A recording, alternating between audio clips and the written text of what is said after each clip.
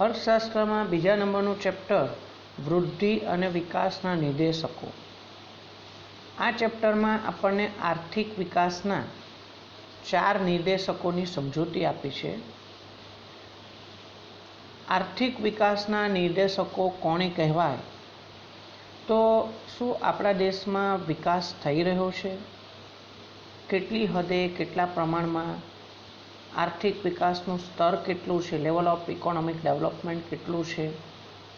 આ બધી બાબતો દર્શાવતા પરિબળો, બાબતો એ આપણા માટે આર્થિક વિકાસના નિર્દેશકો છે.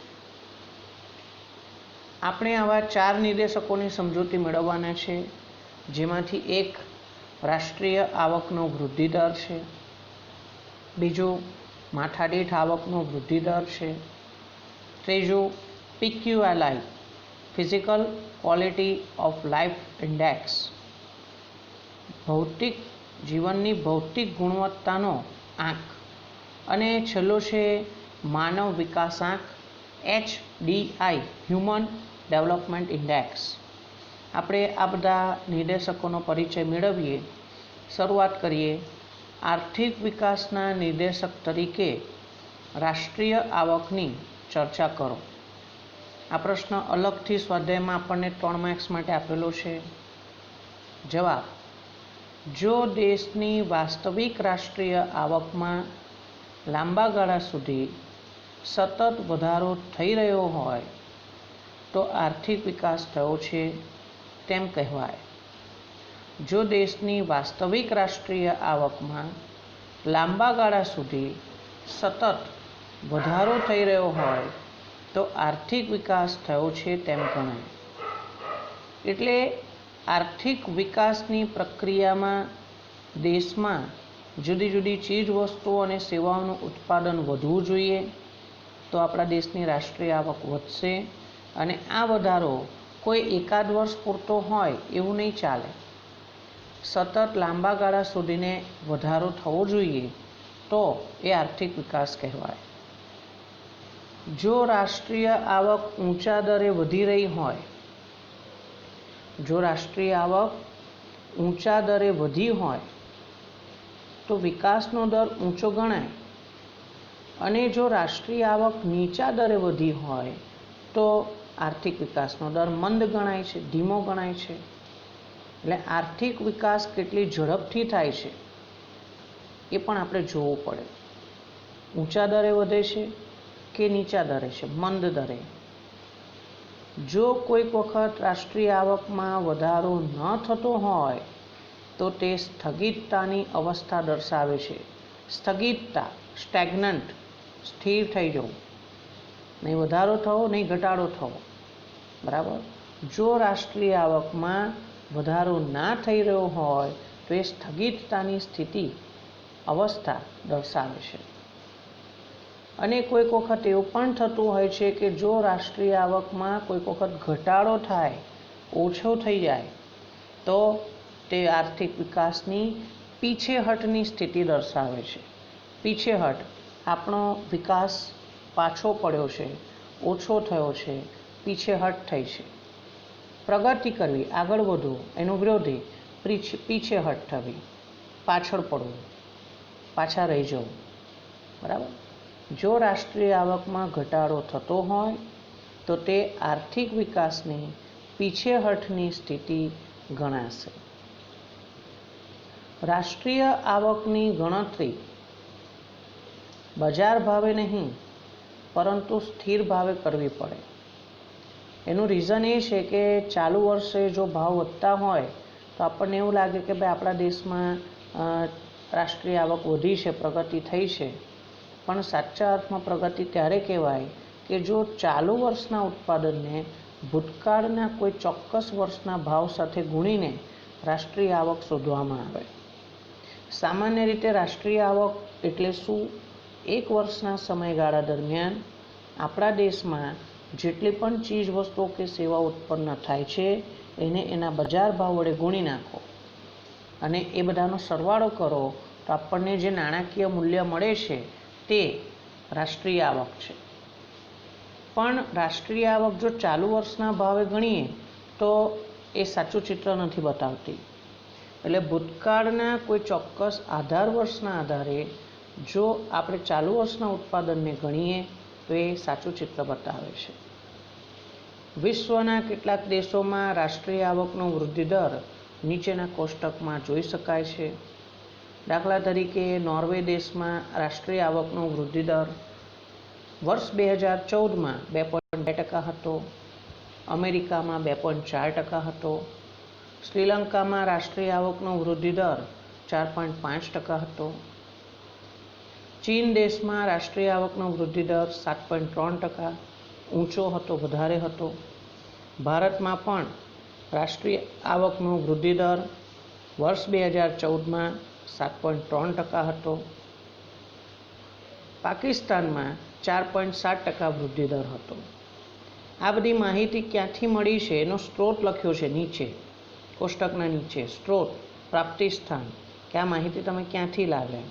તો વિશ્વ બેંક અને આર્થિક સર્વે 2015-16માં જે કરવામાં આવ્યો હતો એમાંથી આ માહિતી આપણે લીધી છે. એટલે આ માહિતી સાચી છે, ભરોસાપાત્ર છે, વિશ્વસનીય છે એવું આપણે કહી શકીએ. આર્થિક વિકાસના નિર્દેશક તરીકે કેટલીક મર્યાદાઓ પણ છે કે રાષ્ટ્રીય આવક એ સંપૂર્ણ જે સ્વીકારી શકાય ને એવો નથી. એની કેટલીક મર્યાદાઓ છે. રાષ્ટ્રીય આવકને વિકાસના એક નિર્દેશક તરીકે સ્વીકારવામાં નીચે મુજબની મર્યાદાઓ છે. દાખલા તરીકે રાષ્ટ્રીય આવકની ગણતરીની મુશ્કેલી છે. હવે રાષ્ટ્રીય આવક ગણવામાં મુશ્કેલી કેમ ઊભી થાય છે? બેવડી ગણતરીની સમસ્યા. આપણે અગાઉ 11મા ધોરણમાં રાષ્ટ્રીય આવકના ચેપ્ટરમાં આવો ટોપિક ભણ્યા હતા. કદાચ આપણે ભૂલી ગયા હોય તો હું તમને યાદ કરાવું કે અમુક વસ્તુ એવી હોય છે કે એકની એક વસ્તુનું આપણે 2 વખત કે 3 વખત જો મૂલ્ય રાષ્ટ્રીય આવકમાં ગણી લઈએ તો એ બેવડી ગણતરીની સમસ્યા છે. દાખલા તરીકે આપણે જાણીએ છીએ કે આપણા દેશના અર્થતંત્રને 3 ભાગમાં વિભાજિત કરેલો છે. એક પ્રાથમિક વિભાગ જેમાં ખેતી અને ખેતી સાથે જોડાયેલી બધી પ્રવૃત્તિઓ સમાવેશ થાય છે. બીજું ઔદ્યોગિક વિભાગ, ત્રીજું છે સેવા વિભાગ. હવે આપણે કેટલીક ખેત પેદાશોની વાત કરીએ. દાખલા તરીકે શેરડી. જો આપણે ખેતી ક્ષેત્રનું ઉત્પાદન ગણીએ એમાં શેરડીનું ઉત્પાદનને ગણતરીમાં લઈ લઈએ છીએ કે ભાઈ આટલી શેરડીનું ઉત્પાદન થયું. હવે એ શેરડીનો ઉપયોગ થાય છે ઉદ્યોગોમાં, ખાંડ ઉદ્યોગમાં, રો મટીરિયલ તરીકે, કાચા માલ તરીકે. હવે જો આપણે ખાંડ ઉદ્યોગમાં વપરાતી શેરડીનું મૂલ્ય અલગથી ગણીએ ને, બરાબર, રો મટીરિયલ તરીકે, તો એનું મૂલ્ય ખેત પેદાશ તરીકે બી ગણાયું અને ખાંડ બનાવવા માટે રો મટીરિયલમાં પણ ગણાયું. એટલે 2 વાર ગણી ગયું. તો આવું થતું હોય છે. તો અમુક વખત એવું કહેવા માંગે છે કે ભાઈ આપણે જે તૈયાર વસ્તુ હોય ને ફાઇનલ અંતિમ વપરાશમાં એની ગણતરી કરો તો એના માટે જે રો મટીરિયલ વપરાયું હોય ને એ બધાને ધ્યાનમાં નહીં લેવાનું. નહીં તો ડબલ કાઉન્ટિંગ થાય, બેવડી ગણતરી થાય, તો આવી મુશ્કેલી થાય. કેટલીક વસ્તુઓ સ્વવપરાશની વસ્તુઓ છે. સ્વવપરાશ એટલે શું? વ્યક્તિ પોતાના ઉત્પાદન કરે પછી પોતાના વપરાશ માટે બી લેશે ને. ખેડૂત ઘઉં ઉગાડે તો બધા ઘઉં વેચી નથી દેવાના, થોડા ઘઉં પોતાના ઘર વપરાશ માટે પણ લેશે. તો એવી વસ્તુઓનો કોઈ હિસાબ હોતો નથી. સાટા પદ્ધતિનો આપણે હજુ પણ જો ઉપયોગ કરવામાં આવે, વસ્તુના બદલામાં વસ્તુની લેવડ દેવડ થતી હોય તો એનો પ્રોપર રેકોર્ડ, નોંધ નહીં હોતી. કર ચોરી કરવામાં આવે છે એટલે લોકો પોતાની સાચી આવક સરકારને જણાવતા નથી. નિરક્ષરતા છે, લોકો ભણેલા ગણેલા નથી, એમને લખતા વાંચતા આવડતું નથી, પોતાની આવક અને જાવકનો પ્રોપર હિસાબ રાખતા નથી. ઘણા લોકો એક કરતાં વધારે વ્યવસાયમાંથી આવક મેળવતા હોય છે. તો આવા જુદા જુદા અનેક કારણોસર દેશની રાષ્ટ્રીય આવક તેનો વૃદ્ધિદર, સાચો વૃદ્ધિદર જાણી શકાતો નથી. એટલે આ એક મુશ્કેલી છે. મુશ્કેલી નંબર 2, મર્યાદા નંબર 2, વસ્તી. માત્ર રાષ્ટ્રીય આવક જાણી લઈએ તો એનાથી વિકાસનો સાચો ખ્યાલ આવી શકતો નથી. કેમ કે જે તે દેશની વસ્તીને પણ ધ્યાનમાં લેવી જોઈએ. હવે કેમ આવું થાય કે ઘણી વખત શું થાય, દેશમાં રાષ્ટ્રીય આવક વધે છે પણ એની સામે વસ્તી પણ જો ઝડપથી વધે ને તો યાદ રાખજો, માથાદીઠ આવક એટલી બધી ઝડપથી વધશે નહીં, તો દેશનો સાચો વિકાસ થયો ના કહેવાય.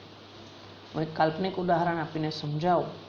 ધારો કે મારી પાસે 1000 રૂપિયા છે, મારે 10 વિદ્યાર્થી વચ્ચે એને વહેંચવા છે, તો એક વિદ્યાર્થીને કેટલા રૂપિયા મળશે? 1000 ભાગ્યા 10, 100 રૂપિયા એક વિદ્યાર્થીને હું આપી શકીશ. ધારો કે મારી પાસે વહેંચણી પાત્ર રકમ 1000થી વધીને 1500 રૂપિયા થઈ ગઈ.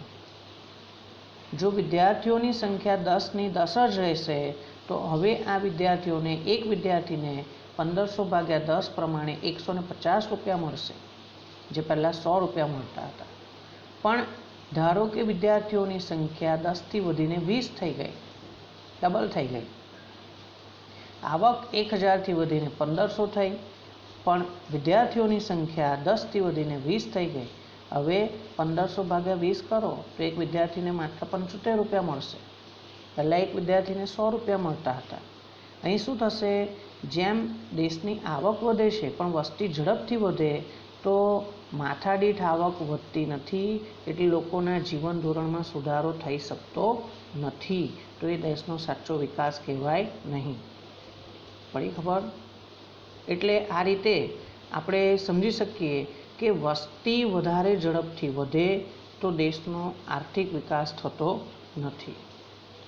નંબર 3, રાષ્ટ્રીય આવક ગણવાની જુદી જુદી પદ્ધતિઓ છે.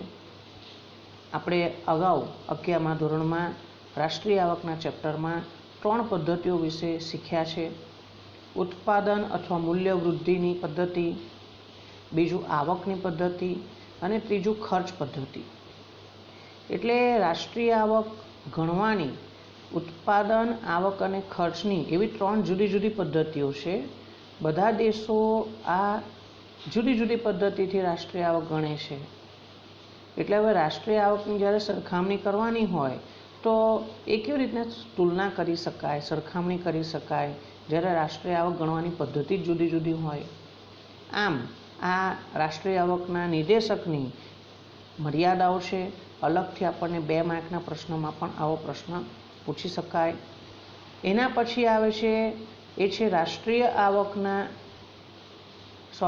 આર્થિક વિકાસના નિર્દેશક તરીકે માથાદીઠ આવકનો ખ્યાલ સમજાવો.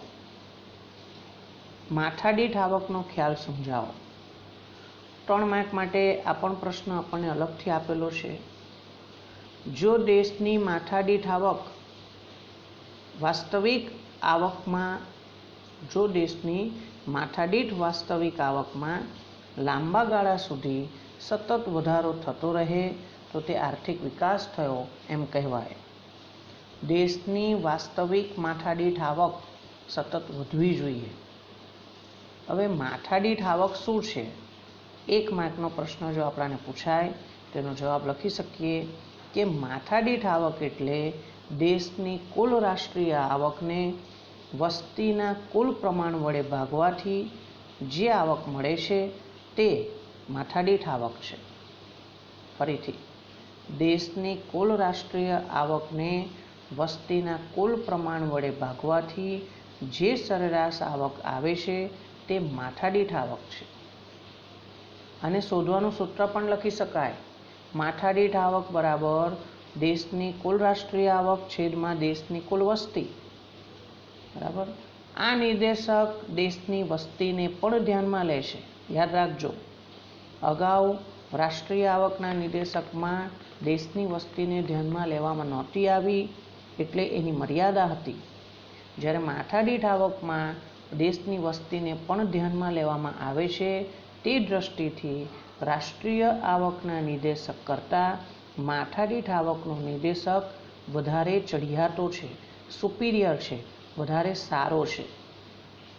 આવો આપણને 1 માર્કનો પ્રશ્ન આવી શકે છે કે આર્થિક વિકાસના નિર્દેશક તરીકે માથાદીઠ આવક શા માટે ચઢિયાતો છે રાષ્ટ્રીય આવક કરતાં? કારણ કે માથાદીઠ આવકમાં દેશની વસ્તીને પણ ધ્યાનમાં લેવામાં આવે છે. આગળ, માથાદીઠ આવક વધારે હોય અને વધવાનો દર ઊંચો હોય માથાદીઠ આવક વધારે હોય, જે દેશમાં માથાદીઠ આવક વધારે છે અને એમાં ઝડપથી વધારો થઈ શકતો હોય તો તે દેશનો વિકાસનો દર ઊંચો કહેવાય. એનો મતલબ આ દેશ બહુ ઝડપથી વિકાસ કરી રહ્યો છે એવું કહી શકાય. જો માથાદીઠ આવકમાં વધારો ન થતો હોય, જો માથાદીઠ આવકમાં વધારો ન થતો હોય તો વિકાસમાં સ્થગિતતાની સ્થિતિ કહેવાય. અગાઉ રાષ્ટ્રીય આવકના નિર્દેશકમાં પણ આવી વિગત આવી હતી. અહીં પણ એવું આપ્યું છે કે માથાદીઠ આવકમાં વધારો ન થતો હોય તો વિકાસમાં સ્થગિતતાની સ્થિતિ છે તેમ કહેવાય. સ્થગિતતા, સ્થિર થઈ જવું, એક જગ્યાએ અટકી જવું. બરાબર. જો કોઈ દેશની માથાદીઠ આવક ઘટતી હોય તો વિકાસની પીછેહટની સ્થિતિ ગણાય. પીછેહટ, પાછા પડવું વિકાસની રીતે, વિકાસ આપણો ઓછો થઈ ગયો ઉલટો. તો આવું પણ કોઈક વાર બની શકે છે કોઈ દેશમાં કે દેશની માથાદીઠ આવક ઘટી ગઈ તો એ દેશના વિકાસનો પીછેહટ થઈ કહેવાય. માથાદીઠ આવકમાં વધારો વ્યક્તિની ભૌતિક સુખાકારીમાં વધારો લાવે છે, તેથી તે વિકાસનો સાચો માપદંડ છે. 1 માર્કના પ્રશ્નમાં પૂછાય છે કે આર્થિક વિકાસનો સાચો માપદંડ કયો? તો આપણે જવાબ લખવાનો, આર્થિક વિકાસનો સાચો માપદંડ માથાદીઠ આવક છે. કેમ? કારણ કે માથાદીઠ આવકમાં વધારો એ વ્યક્તિની ભૌતિક સુખાકારીમાં વધારો લાવે છે, તેથી તે વિકાસનો સાચો માપદંડ છે.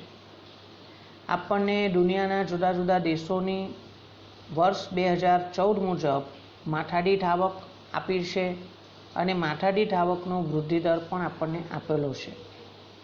અહીં બ્રેકેટમાં લખ્યું છે વચ્ચેના ખાનામાં US ડોલરમાં માથાદીઠ આવક આપી છે, અમેરિકન ડોલરમાં. એના નીચે લખ્યું છે સમ ખરીદ શક્તિના માપદંડ મુજબ, પરચેઝિંગ પાવર પેરિટી, PPP. પણ આ શું છે? સમ ખરીદ શક્તિ કોને કહેવાય? તો દુનિયાના જુદા જુદા દેશોના ચલણ જુદા જુદા છે. ભારતનું ચલણ રૂપિયો છે, અમેરિકાનું ચલણ ડોલર છે, જાપાનનું ચલણ યેન છે, ઇંગ્લેન્ડનું ચલણ પાઉન્ડ છે.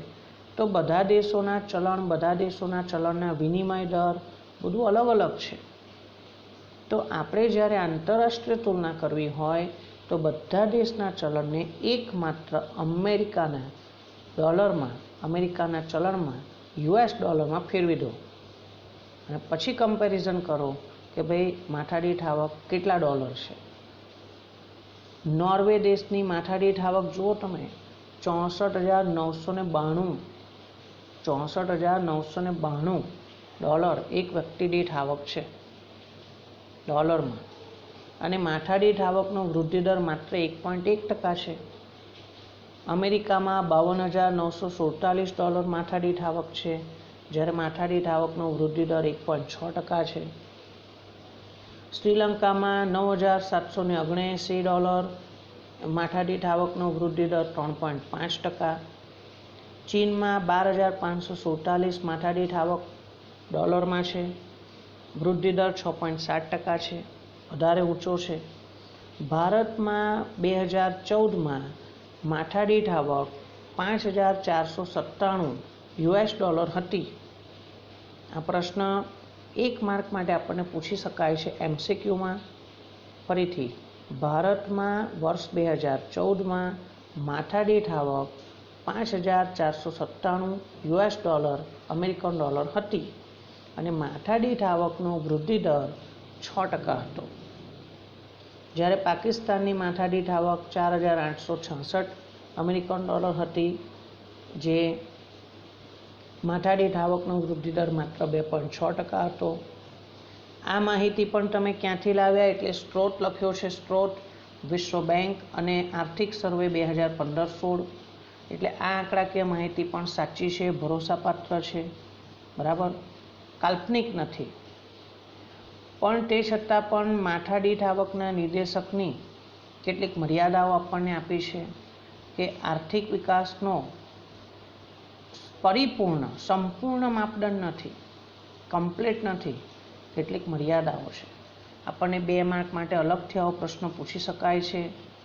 તમારે ટૂંકમાં આ બધી મર્યાદાઓ વિશે એક લાઇનમાં ટૂંકી વિગત સમજાવવાની.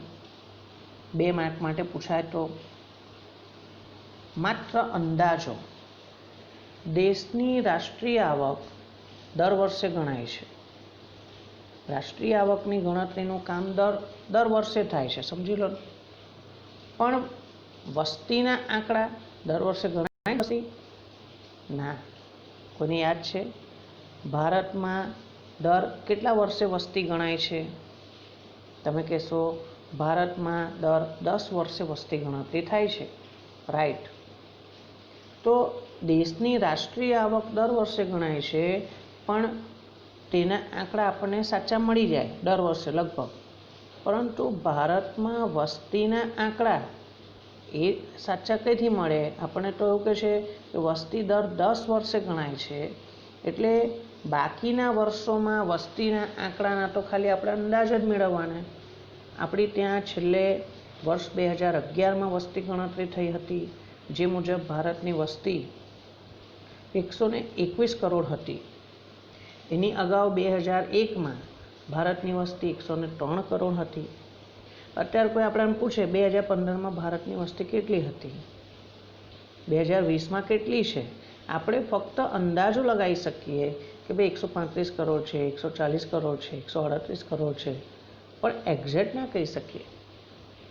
કેમ કે વસ્તી દર 10 વર્ષે ગણાય છે, એટલે આપણને જે સાચી માથાદીઠ આવક જાણી શકાતી નથી. બીજું, રાષ્ટ્રીય આવક અને માથાદીઠ આવક ગણવામાં કેટલીક મુશ્કેલીઓ છે. અગાઉ રાષ્ટ્રીય આવકની ગણતરી કરતી વખતે કેવી મુશ્કેલી આવી હતી?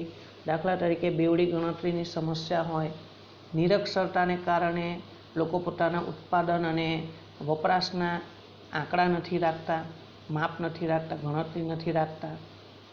કરચોરીનું પ્રમાણ જોવા મળે છે. લોકોની સ્વવપરાશની વસ્તુનું ઉત્પાદન કર્યું હોય તો એની માહિતી નથી હોતી.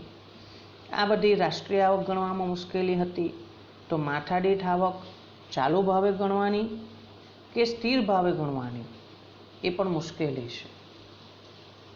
જો ચાલુ ભાવે ગણીએ તો ચાલુ વર્ષે ભાવ વધારો થયો હોવાથી ધારો કે માથાદીઠ આવક, રાષ્ટ્રીય આવક અને માથાદીઠ આવક વધારે જણાય છે, તો આપણે ચાલુ વર્ષ પ્રમાણે માથાદીઠ આવક ગણવાની છે કે સ્થિર ભાવે કોઈ આધાર વર્ષના ભાવે ગણવાની છે?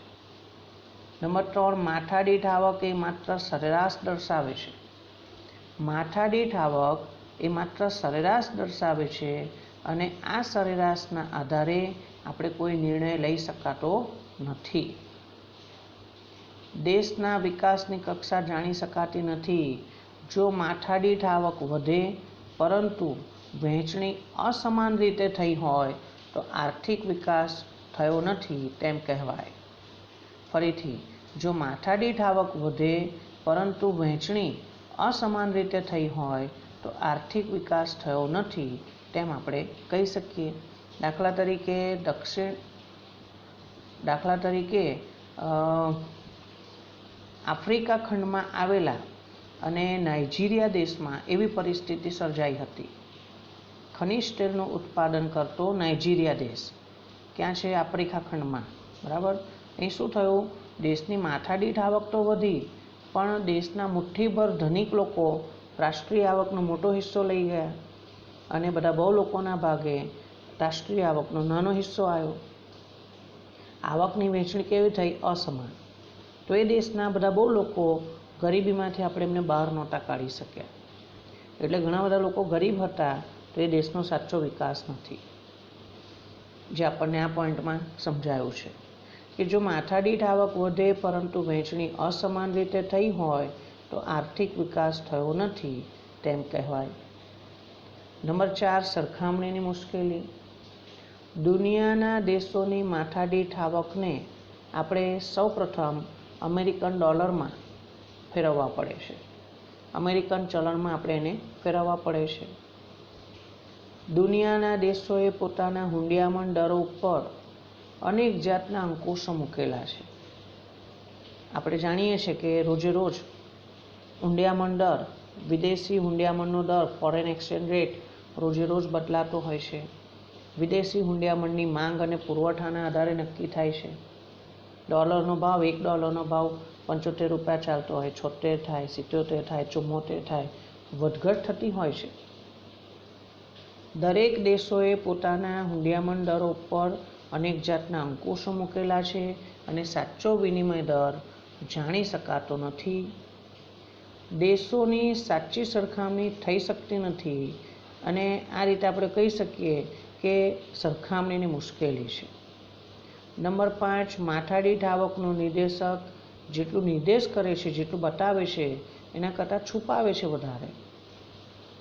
માથાદીઠ આવક જેટલી આવક દેશના બધા નાગરિકોને મળે છે એવું આપણે ના કહી શકીએ. ધારો કે ભારતની માથાદીઠ આવક 2014માં કેટલી હતી? $5,497 અમેરિકન ડોલર. તો એવું ના કહી શકીએ કે દરેક નાગરિક આટલું કમાય છે. કોઈ $6,000 પર કમાતું હોય, કોઈ $7,000 પર કમાતું હોય, તો કોઈ $3,000 વાળું પણ હોય. એવરેજ, સરેરાશ આ બતાવે છે. આમ આ માથાદીઠ આવકના નિર્દેશકની કેટલીક મર્યાદાઓ છે. બીજો પ્રશ્ન, આગળનો પ્રશ્ન છે પ્રશ્ન નંબર 11. જીવનની ભૌતિક ગુણવત્તા એટલે શું અને તેમાં કઈ બાબતોનો સમાવેશ થાય છે? આ પ્રશ્ન આપણને 3 માર્ક માટે સ્વાધ્યાયમાં આપેલો છે. માનવ જીવનની ભૌતિક ગુણવત્તા વિવિધ વસ્તુઓ અને સેવાઓની વપરાશના ધોરણો પર આધારિત છે. ફરીથી, માનવ જીવનની ભૌતિક ગુણવત્તા વિવિધ વસ્તુઓ અને સેવાઓની વપરાશના ધોરણો પર આધારિત છે. એટલે આપણે જુદી જુદી વસ્તુઓ કેટલા પ્રમાણમાં વાપરીએ છીએ એના પરથી નક્કી થાય આપણા જીવનની ભૌતિક ગુણવત્તા કેવી છે. વપરાશના ધોરણો એટલે શું? વપરાશના ધોરણો એટલે સમયના કોઈ એક ચોક્કસ ગાળા દરમિયાન વ્યક્તિ અથવા વ્યક્તિના સમૂહ દ્વારા, ફરીથી, વપરાશના ધોરણો એટલે શું? તો સમયના એક ગાળા દરમિયાન, ધારો કે 1 વર્ષ દરમિયાન કોઈ એક વ્યક્તિએ અથવા તો વ્યક્તિઓના સમૂહ દ્વારા નંબર 1, વપરાશમાં લેવાયેલા ખોરાક, બળતણ તથા અન્ય બિનટકાઉ વસ્તુઓ, એટલે 1 વર્ષના સમયગાળામાં આપણે કેટલો ખોરાક મેળવી શક્યા છે, કેટલું બળતણ તરીકે આપણે કોલસાનો પણ ઉપયોગ કરીએ છીએ, ગેસનો પણ ઉપયોગ કરીએ છીએ. તો આ બધી વસ્તુઓ આપણે કેટલા પ્રમાણમાં મેળવી, અને અન્ય બિનટકાઉ વસ્તુઓ, જે વસ્તુઓ લાંબા સમય સુધી આપણે ટકાવી શકતા નથી, એ કેટલી વસ્તુઓ વપરાશમાં લીધી છે. બીજું, વપરાશમાં લેવાયેલ ટકાઉ વસ્તુઓ અથવા અર્ધ ટકાઉ વસ્તુઓ, જે લાંબા ગાળા સુધી આપણે વાપરી શકતા હોય, બધી ટકાઉ વસ્તુઓ છે. કાપડ હોય, ટીવી હોય, રેફ્રિજરેટર હોય, વોશિંગ મશીન હોય, સાયકલ હોય, સ્કૂટર હોય, કપડાં હોય, જૂતા હોય, આ બધી વસ્તુ ટકાઉમાં આવે. ટકાઉ વસ્તુઓ કેટલી વપરાશમાં લીધી છે. વપરાશમાં લેવાયેલ સેવાઓનો સમૂહ, તમે ડૉક્ટર, શિક્ષક, સંગીતકાર, બરાબર, વાળંદ, મોચી, દરજી, આ બધા વ્યક્તિઓની સેવા કેટલા પ્રમાણમાં મેળવી છે. આ બધા પરથી નક્કી થાય કે આપણા જીવનની ભૌતિક ગુણવત્તા કેવી છે. વપરાશના ધોરણો કે જીવન ધોરણને જીવનની ભૌતિક ગુણવત્તા તરીકે ઓળખવામાં આવે છે. જો 1 માર્કનો પ્રશ્ન પૂછાય કે જીવનની ભૌતિક ગુણવત્તા એટલે શું, તો આપણે ટૂંકમાં લખી શકીએ કે વપરાશના ધોરણો એટલે શું, તો જુદા જુદા કોઈ એક ચોક્કસ સમયગાળા દરમિયાન આપણે કેટલી વસ્તુઓ અને સેવાઓ વાપરી છે એનું પ્રમાણ, બરાબર. વપરાશના ધોરણો કે આપણા જીવન ધોરણને જીવનની ભૌતિક ગુણવત્તા તરીકે ઓળખવામાં આવે છે. હવે એવી પ્રશ્ન છે કે જીવનની ભૌતિક ગુણવત્તામાં કઈ કઈ બાબતોનો સમાવેશ થાય છે? તો એનો જવાબ છે જીવનની ભૌતિક ગુણવત્તામાં સમાવેશ થતી બાબતો. દાખલા તરીકે ખોરાક. જો આપણને ખોરાક મળતો હોય તો એમાં પોષણનું પ્રમાણ કેટલું છે, પૌષ્ટિક આહાર મળે છે, ખોરાકમાં કેલરી કેટલી છે, પ્રોટીન કેટલી છે, ચરબી કેટલી મળે છે. નંબર 2, આરોગ્ય અને તબીબી સેવાઓ. જો આપણને સ્વાસ્થ્યની સેવાઓ મળે છે તો દાખલા તરીકે વસ્તીના એકમ દીઠ ડૉક્ટરનું પ્રમાણ કેટલું, દર 1000 વ્યક્તિ કેટલા ડૉક્ટર છે, દર 1 લાખની વસ્તી કેટલા ડૉક્ટર ઉપલબ્ધ છે. નંબર 3, રહેઠાણ અને કપડાં. ધારો કે આપણને રહેઠાણની મૂળભૂત જરૂરિયાત છે, બરાબર, તો આપણને રહેઠાણ મળે છે તો કેટલા રૂમની સગવડવાળા મકાનો મળે છે, એક રૂમ દીઠ કેટલા વ્યક્તિઓ રહેતા હોય છે, બરાબર, ઓરડા દીઠ વ્યક્તિઓની સંખ્યા. નંબર 4, શિક્ષણ અને મનોરંજનની સેવાઓ. કેટલા ટકા વસ્તીને પ્રાથમિક શિક્ષણ મળ્યું છે, માધ્યમિક શિક્ષણ મળ્યું છે, ઉચ્ચ શિક્ષણ મળ્યું છે. મનોરંજન માટે ટીવી, થિયેટર વગેરે કેટલા પ્રમાણમાં ઉપલબ્ધ છે. નંબર 5, પરિવહન અને માહિતી પ્રસારણ સેવાઓ. પરિવહન અને માહિતી પ્રસારણ સેવાઓ જે ટ્રાન્સપોર્ટેશન અને કોમ્યુનિકેશન સર્વિસ છે. વસ્તી દીઠ રસ્તાની લંબાઈ કેટલી છે, જે માર્ગ પરિવહન, કાચા રસ્તા, પાકા રસ્તા. રેલવેની લંબાઈ કેટલી છે, રેલવેની સુવિધા કેટલી ઉપલબ્ધ છે. અને ટેલિફોનની સંખ્યા, જે માહિતી સંચાર માટે ટેલિફોન કેટલા કનેક્શન છે વગેરે. નંબર 6, ઉર્જા શક્તિ. માથાદીઠ ઉર્જાની વપરાશ. સામાન્ય રીતે કોલસો છે, વીજળી છે, પેટ્રોલિયમ છે, આ બધું ઉર્જા તરીકે, વાણિજ્યિક ઉર્જા તરીકે ઓળખાતું હોય છે. અને વનસ્પતિજન્ય કચરો હોય, બળતણના લાકડા હોય, પ્રાણીઓના સૂકા છાણ હોય, આ બધું જે કહેવાય એ બિનવાણિજ્યિક ઉર્જા છે, બરાબર. તો આપણને આ બધું કેટલા પ્રમાણમાં વાપરવા મળે છે. નંબર 7, દેશની વસ્તીને મળતું પીવાનું ચોખ્ખું પાણી. આપણા દેશમાં કેટલી ટકા પ્રજાને પીવા માટે ચોખ્ખું પાણી મળે છે. નંબર 8, સરેરાશ આયુષ્ય. એટલે આપણા દેશના લોકો સરેરાશ કેટલું આયુષ્ય ભોગવે છે. આપણા દેશમાં 1951માં લોકોનું સરેરાશ આયુષ્ય માત્ર 32 વર્ષ હતું. 32 વર્ષ. એટલે એવું નહીં કે બધા 32 વર્ષે મૃત્યુ પામે, પણ ઓન એન એવરેજ 32 વર્ષ જીવે. કોઈક 40 વર્ષ જીવવાવાળો હોય, 50 વર્ષ જીવવાવાળો હોય, તો એની સામે 15 વર્ષે 20 વર્ષે પણ મરનારા એટલા જ હોય કે એવરેજ એ લોકોનું આયુષ્ય કેટલું થઈ જાય છે, 32 વર્ષ. આ આયુષ્ય અત્યારે આપણે જોઈએ તો લગભગ 68-69 વર્ષ જેટલું આપણા દેશમાં આયુષ્ય છે. તો જેમ આપણા દેશનું આયુષ્ય વધે છે તો એ સરેરાશ આયુષ્ય વધે તેવું બતાવે છે કે આપણા દેશમાં જીવનની ભૌતિક ગુણવત્તામાં સુધારો થયો છે. બાળ મૃત્યુનું પ્રમાણ કેટલું છે, જેમ આપણા દેશનો વિકાસ થશે તેમ તેમ બાળકોના મૃત્યુદરનું પ્રમાણ ઘટશે. આપણા દેશમાં 1951માં દર 1000 બાળકો જે જન્મે ને, જીવતા જન્મે, એવા 1000 બાળકોની સામે 146 બાળકો એક જ વર્ષની અંદર મૃત્યુ પામતા હતા. જન્મ્યા પછી એક જ વર્ષમાં 1000માંથી 146 બાળકો મૃત્યુ પામતા હતા. જે પ્રમાણ ઘટીને 2002માં દર 1064 થયું. એટલે હવે દર 1000 બાળકોમાંથી માત્ર 64 બાળકો મૃત્યુ પામે છે. પણ હજુ પણ આ પ્રમાણ ઘટાડીને દર 1039 કરવામાં આવ્યું છે, 39. હજુ આ પ્રમાણ આપણા દેશમાં જે છે ને, બીજા બધા દેશો કરતાં ઘણું વધારે છે. તો બાળ મૃત્યુદરનું પ્રમાણ પણ આર્થિક વિકાસ અથવા જીવનની ભૌતિક ગુણવત્તાનો નિર્દેશ કરે છે. ડ્રેનેજની સુવિધા લોકોને મળે છે કે નહીં. આમ આપણે આજે 3 પ્રશ્નોના જવાબની સમજૂતી મેળવી. પ્રશ્ન નંબર 9, આર્થિક વિકાસના નિર્દેશક તરીકે રાષ્ટ્રીય આવકના નિર્દેશકની સમજૂતી. પ્રશ્ન નંબર 10, આર્થિક વિકાસના નિર્દેશક તરીકે માથાદીઠ આવકના ખ્યાલની સમજૂતી. અને પ્રશ્ન નંબર 11, કે જીવનની ભૌતિક ગુણવત્તા એટલે શું, તેમાં કઈ બાબતોનો સમાવેશ થાય છે. આ બધા જ પ્રશ્નો આપણને સ્વાધ્યાયમાં 3-3 માર્ક માટે ડી વિભાગમાં આપેલા છે. બીજા પ્રશ્નો નેક્સ્ટ ટાઈમ. Good day.